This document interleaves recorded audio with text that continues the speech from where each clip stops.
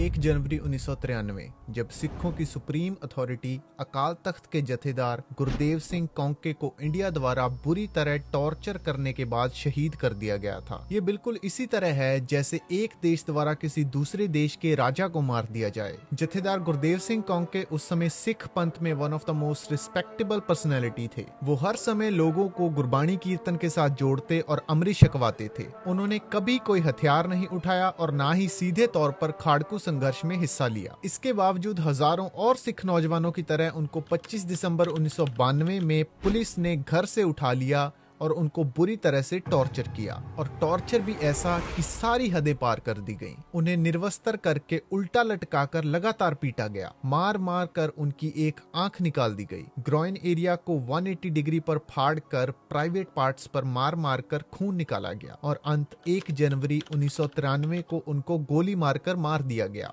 इसके बाद उनकी बॉडी के छोटे छोटे टुकड़े करके सतलुज नदी में फेंक दिया गया। जेल में उस समय मौजूद चश्मदीद पुलिस वालों और दूसरे कैदियों की गवाहियों, एडीजीपी बीपी तिवाड़ी की जांच रिपोर्ट और इंडिपेंडेंट ह्यूमन राइट्स ऑर्गेनाइजेशंस की रिपोर्ट्स, जिनमें पुलिस को दोषी पाया गया, इन सब को हमेशा इग्नोर किया गया और आज तक भी सिखों को इसका 1% भी इंसाफ नहीं मिला। अगर किसी कौम के सर्वोच्च जथेदार के साथ ये सब हुआ हो तो उस समय हजारों आम सिख नौजवानों के साथ क्या हुआ होगा, ये आप खुद सोच सकते हैं। पर इसके साथ ही आज सिख कौम की त्रासदी ये भी है कि गुरु रूपी खालसा पंथ आज खुद अकाल तख्त के जथेदार गुरदेव सिंह कौंके समेत हजारों और सिख नौजवानों की कत्लो गारत का इंसाफ किसी दूसरे तख्त से मांग रहा है, और वो भी उस तख्त से जिसने खुद ये सारी कत्लो गारत की थी।